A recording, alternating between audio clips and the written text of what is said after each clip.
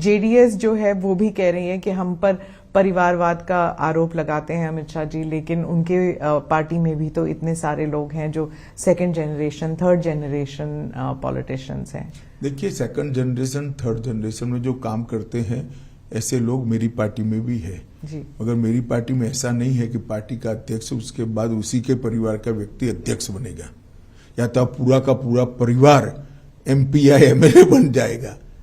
ये किस प्रकार की कंपैरिजन है?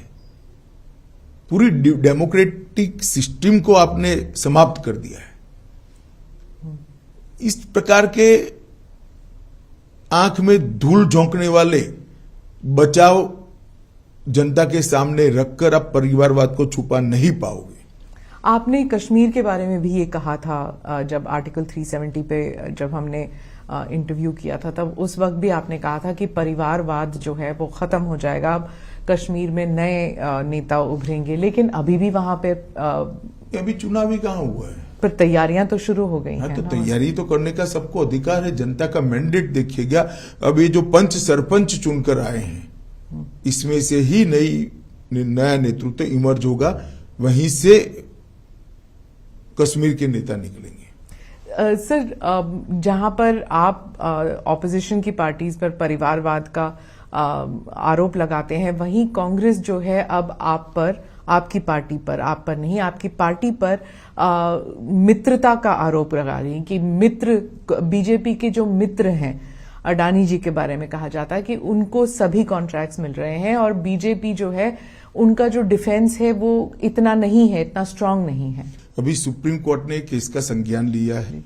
देश की कैबिनेट के सदस्य नाते जब सुप्रीम कोर्ट ने किसी मैटर को सीज किया हो उस वक्त मेरे लिए बोलना ठीक नहीं होगा, परंतु इसमें बीजेपी के लिए कुछ छुपाने को नहीं है और ना किसी बात से डरने की जरूरत है। जी, निर्मला जी ने भी कहा था संसद में कि हमें कांग्रेस से करप्शन के बारे में सीखने की जरूरत नहीं है, कि मतलब वो हमको जो पाठ पढ़ाने की कोशिश कर रहे हैं, हमको आपसे सीखने की जरूरत नहीं है, ये उन्होंने संसद में कहा था। लेकिन राहुल गांधी जी की पूरी स्पीच जो है सिर्फ अदानी अदानी अदानी पर था। अब वो तो उनको क्या स्पीच देनी, उनको सोचना चाहिए। इनकी जो स्क्रिप्ट लिखते हैं इन लोगों को सोचना चाहिए, इसमें मैं कुछ नहीं कर सकता। क्योंकि वो कह रहे हैं कि जब उन्होंने भारत जोड़ो यात्रा की, वो कह रहे हैं कन्याकुमारी से लेके कश्मीर तक लोग यही कह रहे हैं कि बीजेपी जो है वो पहले एंटी करप्शन थी, लेकिन अब उनमें क्रोनी कैपिटलिज्म वाली बात शुरू हो गई है। सवाल ही पैदा नहीं होता। एक भी आरोप भारतीय जनता पार्टी पर आज तक कोई नहीं लगा पाया है। उनके जमाने में उन्हीं की एजेंसियों ने, चाहे कैग हो चाहे सीबीआई हो, उन्होंने करप्शन का संज्ञान लेकर केस रजिस्टर किए थे। 12 लाख करोड़ के करप्शन के घोटाले किए थे।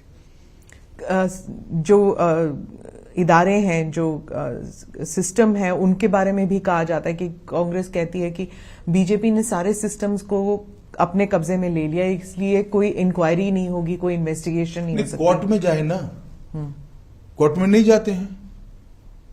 मैंने तो पेगासिस में भी कहा था आपके पास प्रूफ है तो आप कोर्ट में चले जाइए, ना गए। वो सिर्फ शोर शराबा करना चाहते हैं। कोर्ट तो हमारे कब्जे में नहीं है। जो लोग गए, पेगासिस का संज्ञान भी लिया था, कोर्ट ने जजमेंट भी दे दिया, कुछ जांच भी कर ली।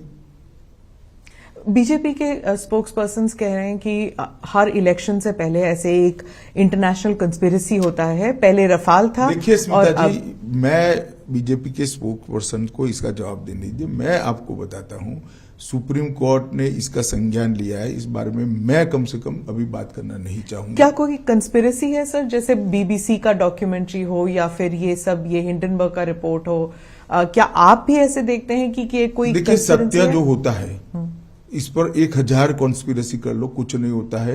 वो करोड़ों सूर्य की भांति तेजस्वी बनकर ही बाहर आता है।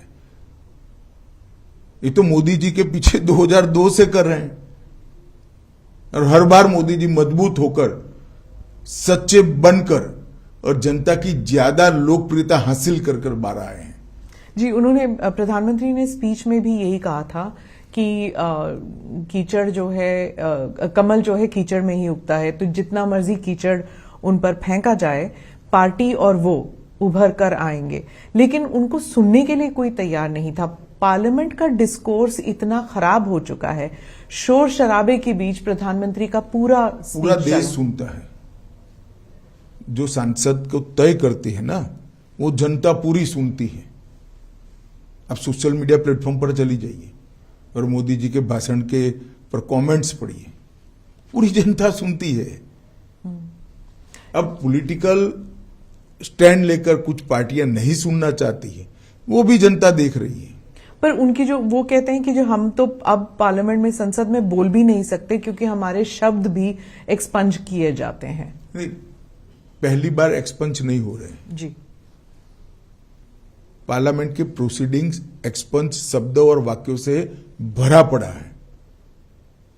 पार्लियामेंट के रूल्स के हिसाब से बहस का स्थान है, और जब रूल्स के हिसाब से बहस करनी है तो पार्लियामेंट्री लैंग्वेज में करनी पड़ती है।